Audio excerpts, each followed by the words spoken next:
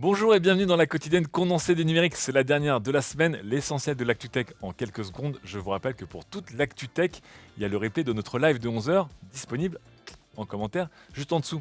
Aujourd'hui, on va parler de voitures très chères, on va parler de connectique enfin plus clair, on va parler de scandales dans l'espace, de scandales sur Terre, et on va parler de gouvernement français et surtout on va parler de camping-car. C'est parti. Et je vous parle de camping-car puisqu'avec Aurélien et l'équipe vidéo, nous sommes partis au salon des véhicules de loisirs qui a lieu jusqu'à dimanche au Bourget. Des vannes, des caravanes, des tentes perchées sur des vannes, mais également des gros camping-cars, des camping-cars qui permettent d'avoir une voiture dans son camping-car. Bref, la totale, c'est le moment si vous voulez découvrir un peu tous ces véhicules qui sont très tendance depuis quelques années et spécialement après le confinement. On vous a préparé une petite vidéo récapitulative sur le site et notre chaîne YouTube.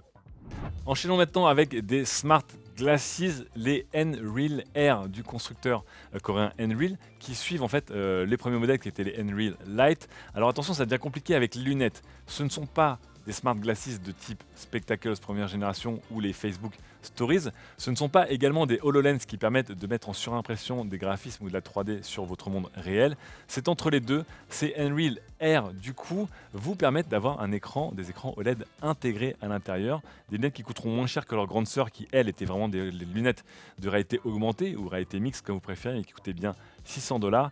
Ici, vous auriez des écrans OLED qui vous permettraient de regarder des séries télé discrètement, et c'est déjà pas mal. On attend de voir si ça arrivera en France. Pour l'instant, c'est réservé au marché asiatique.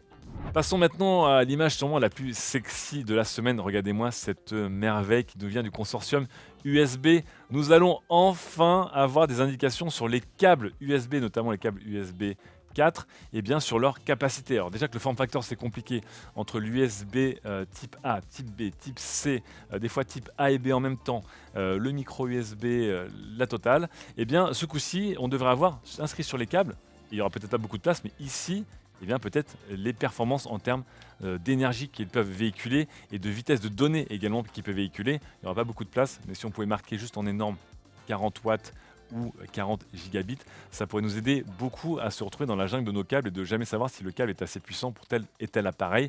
On n'arrête pas le progrès même quand c'est juste la signalisation. Passons maintenant avec la smartphonie et un téléphone USB-C et un téléphone aussi 5G, un téléphone qui se modernise, c'est le Fairphone 4e du nom.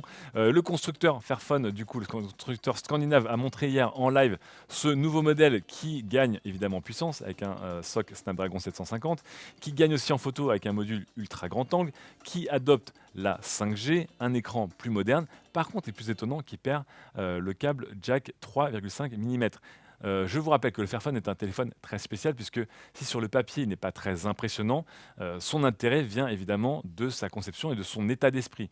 Il est fait avec des matériaux recyclés au maximum, des composants qui viennent de fournisseurs les plus éthiques et les plus responsables possibles, et surtout il est conçu pour être facilement démontable pour des réparations ou des améliorations. Bref, des intentions louables pour un produit qui, je vous rappelle, coûte quand même 580 € pour un équivalent de téléphone Android entrée milieu de gamme. Mais encore une fois, vous n'achetez ici pas les performances, vous achetez plutôt la conscience écologique. On souhaite bonne chance à Fairphone, c'est quand même le 3e téléphone en 3 ans qui nous sortent. Revenons maintenant à des objets plus classiques et peut-être moins nobles, mais diablement efficaces, et notamment l'iPad mini 6. Je vous rappelle qu'au-delà de tous les tests sur cette petite tablette extrêmement performante, eh bien, il y a eu des discussions et des débats sur notamment son défilement lorsque l'écran est en mode portrait. Y a-t-il un jelly scrolling comme ça devient le nom ou pas? Eh bien, selon Apple, c'était normal parce que c'était la nature des écrans LCD, ce qui avait étonné beaucoup de personnes en disant je ne vois pas de scrolling décalé sur ma tablette. Eh bien, iFixit s'est penché sur le problème et iFixit donne plus ou moins raison à Apple. Ils se sont rendu compte que tous les téléphones, toutes les tablettes qu'ils avaient testées, notamment des iPad Pro, des iPad Air, des iPad normaux, des iPad mini, avaient des décalages dans leur défilement dans certaines orientations. C'est dû évidemment à la nature de l'écran, et là-dessus Apple a raison, mais c'est aussi dû à l'orientation du contrôleur de l'écran qui parfois est orienté en paysage ou parfois en portrait. L'effet est plus ou moins visible et par exemple moins visible du côté des iPad Pro qui ont des taux de rafraîchissement qui montent à 120 Hz, mais en tout cas il est bien visible partout plus ou moins, et là on le voit notamment bien au ralenti. À voir si maintenant que vous le connaissez, cet effet qui était là depuis longtemps et dans d'autres appareils, vous ne verrez que ça, ou si vous arriverez en tout cas à passer outre. On passe maintenant aux voitures et on parlait de notre test de la Tesla Model Y. Voici une nouvelle voiture camouflée, c'est toujours sympa à voir et c'est une voiture camouflée mais qui n'arrive pas à bien camoufler son prix puisque vous reconnaissez bien le logo de Rolls-Royce, le fameux Spirit of Ecstasy, la future voiture coupée de chez Rolls-Royce qui s'appelle la Spectre, eh bien elle sera 100% électrique. On attendra de voir évidemment ses performances et son tarif, mais je vous annonce tout de suite, si vous voulez mettre de l'argent de côté, mettez plus d'argent de côté.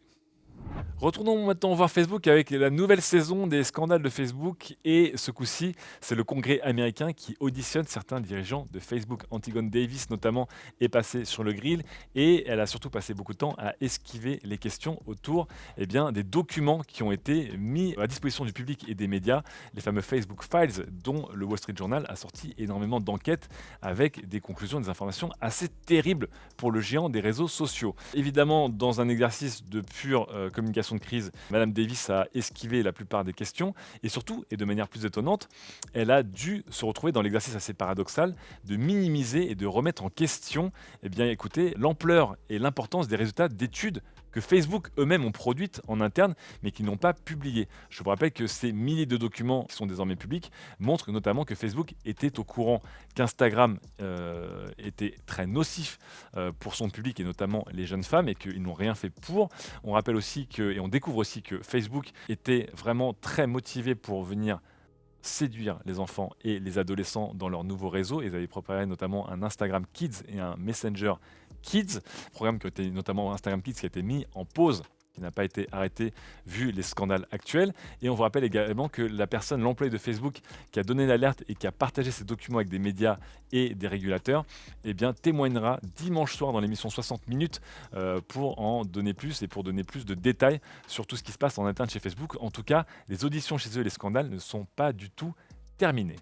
Passons maintenant à la France avec 3 actus. On commence avec l'ANFR, l'Agence nationale des fréquences radio, qui a effectué des études sur une dizaine de téléphones 5G pour voir si écoutez, les ondes qu'ils émettaient étaient excessives ou pas. Conclusion pour l'instant rassurante, non selon l'ANFR. La plupart des téléphones, 13 téléphones sont dans les clous. Pour eux, à la demande du secrétaire d'État au numérique Cédric O, ils vont multiplier les contrôles et pour l'instant, seuls des téléphones qui étaient des téléphones distribués par Boulanger n'ont pas respecté les normes de l'ANFR et ils sont entrés en tout cas dans les clous également.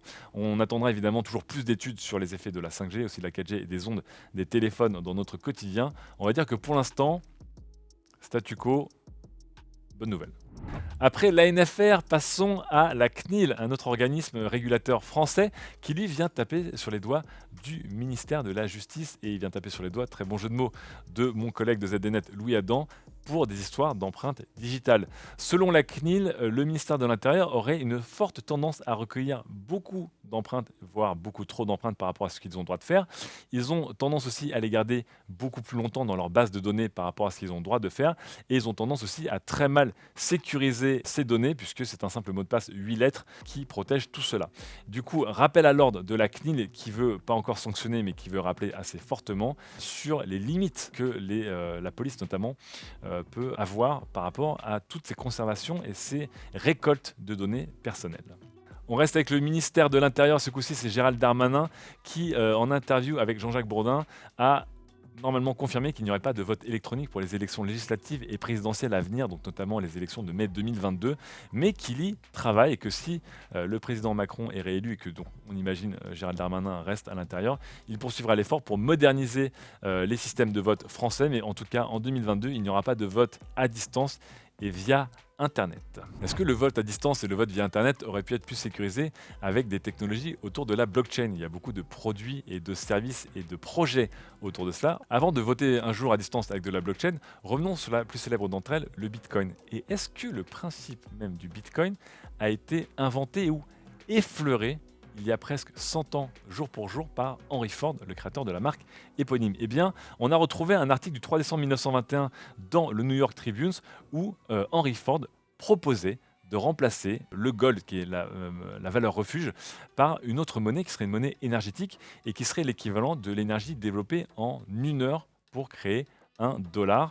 Et c'était évidemment une proposition théorique plus qu'une proposition pratique, mais qui voulait challenger un peu le système bancaire mis en place par les banques déjà à l'époque et qui se basait lui-même sur l'or. Comme quoi, il y a déjà un siècle, on pensait à d'autres systèmes de monnaie et notamment basés sur l'énergie. Je vous rappelle aussi rapidement que le Bitcoin aujourd'hui est dans les faits basé sur l'énergie, mais que ce n'est pas l'essence même des crypto-monnaies. On enchaîne avec du gaming et 4 news. Déjà, BlueStacks, je vous rappelle, un émulateur Android qui vous permet de jouer à vos jeux préférés mobiles sur des PC, eh bien, se lance dans le streaming, le cloud gaming. Vous allez pouvoir désormais sur vos PC, sur vos Mac, sur vos appareils iOS ou sur vos distributions Raspbian, eh bien, jouer à des jeux Android, Genshin Impact par exemple, et autres jeux OST de chez Supercell par exemple, sur toutes les plateformes sans avoir installé et à configurer BlueStack. À voir s'il y a un public pour ça. Dans le chat ce matin, beaucoup de gens se demandaient l'intérêt de jouer à des jeux mobiles sur ordinateur. Eh bien, sachez qu'il y a beaucoup de jeux mobiles qui sont déjà que sur mobile, bien sûr, des jeux mobiles qui ne sont pas sur tous les mobiles, et puis des jeux mobiles dont on préférait jouer sur le confort d'un ordinateur au clavier souris. Par exemple, on verra si ce BlueStack X décolle.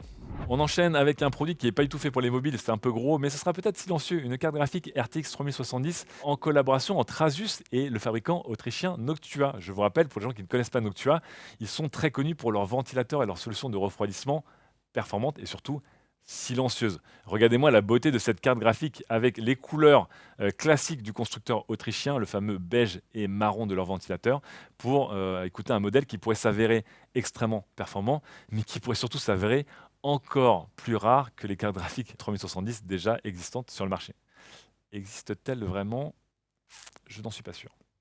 Autre produit plutôt haut de gamme, le premier écran gaming de Corsair, un écran 32 pouces en résolution 1440p et un taux de rafraîchissement de 165 Hz, le tout pour une dalle IPS qui respecte et qui peut afficher 100% du spectre Adobe RGB. Sur le papier, cet écran semble avoir beaucoup d'atouts et très peu de défauts. Vous allez voir, il a aussi notamment un pied articulable plutôt sympa, une gestion des câbles bien et une gestion de la webcam également que vous pouvez aimanter sur le sommet du pied. Bref, un écran plutôt bien conçu, plutôt bien moderne, qui coche toutes les cases, mais qui en coche une qui fait un peu plus mal puisque cet écran de chez Corsair coûterait pas moins de $800 prix de lancement.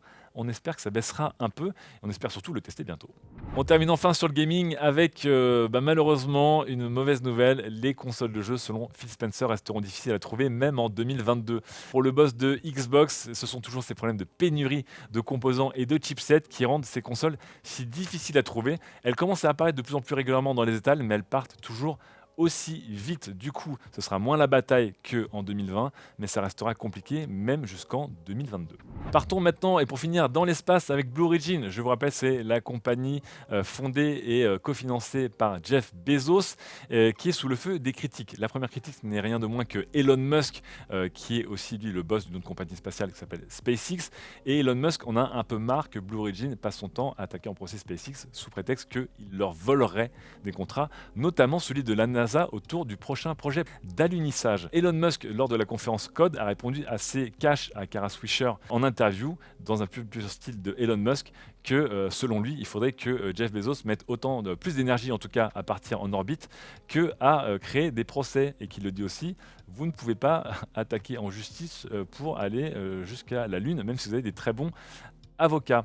Il est en tout cas soutenu par la NASA qui elle-même a diffusé des documents légaux qui ont montré que Blue Origin n'a pas joué selon les bonnes règles. Selon la NASA, Blue Origin aurait proposé notamment un devis gonflé pour cet alunissage de 5,9 milliards de dollars, ce à quoi SpaceX a proposé un devis de 2,9 milliards de dollars et que Blue Origin aurait pu un peu avouer l'arnaque en essayant de contre-attaquer avec une offre à 2 milliards de dollars, prouvant à la NASA qu'ils avaient vraiment gonflé leur devis. La NASA a depuis signé avec SpaceX et Blue Origin n'est pas content du tout. Blue Origin n'est pas content du tout et ce coup-ci je ne vais pas parler de Jeff Bezos mais je vais parler des employés de Blue Origin puisque une lettre vient d'être publiée, une lettre groupée qui a été co-signée par 21 employé et ex-employé de Blue Origin, racontant des conditions de travail assez cauchemardesques. Entre crunch, sexisme et prise de risque insensée pour être les premiers dans cette fameuse conquête de l'espace, une lettre donc, qui a été menée par Alexandra Abrams, qui était l'ancienne directrice de la communication des employés et qui depuis a été licenciée pour d'autres raisons par Blue Origin, selon Blue Origin. Mais Alexandra Abrams, qui évidemment est sûre d'elle, puisque non seulement elle a signé, pas de manière anonyme, cette lettre, mais elle est apparue au CBS Mornings pour venir aussi donner plus de détails sur les conditions de travail et aussi contre-attaquer les critiques de Blue Origin qui tentent de la décrédibiliser. En tout cas, plus de 20 employés qui parlent d'une culture toxique en interne. On a déjà vu ça souvent, mais évidemment, ça tombe dans un timing extrêmement préjudiciable et gênant pour Blue Origin. On verra en tout cas s'il se passe des choses en interne et si on pourra mieux travailler pour aller dans l'espace. Allez, on redescend sur Terre parce que c'est la fin de cette quotidienne condensée des numériques. Je vous laisse sur un bon week-end. Je vous laisse aussi avec nos derniers tests et nos derniers dossiers évidemment qui viennent d'apparaître. On commence avec la Sonos Beam Génération 2, une barre de son compacte qui évolue très peu, on va pas se mentir, mais qui était déjà très très bien. Nous avons évidemment fait le test de l'iPhone 13, le téléphone star de la rentrée. Il prend 4 étoiles chez nous, un téléphone très sérieux et très complet. En tout cas, on vous invite à aller voir le test lui-même très complet. On continue sur nos tests, notamment avec l'iPhone 13 Pro, et nous avons testé la vidéo avec notamment la stabilisation et la qualité d'image. Eh bien, côté stabilisation, pas grand-chose ne bouge, malheureusement, mais côté qualité d'image, ça bouge dans le bon sens. Nous avons aussi, côté voiture, testé la nouvelle Lexus ES, l'énorme berline de chez Lexus, qui vous emmènera, je pense, de manière plutôt confortable un peu à travers la France. Et enfin, le dernier test que beaucoup de gens attendaient, la modèle Y, testée également, une bonne surprise pour nous, puisque ce n'est plus qu'une modèle 3 surélevée, elle a ses propres qualités. Je vous rappelle que c'est un SUV qui vaut quand même 7 000 € de plus que la version berline. Est-ce que ça les vaut? Vous aurez peut-être la réponse à la fin de ce test. Allez, je vous laisse, bon week-end, on se retrouve lundi pour le live à 11 h et lundi pour la condensée en fin de journée. Ciao!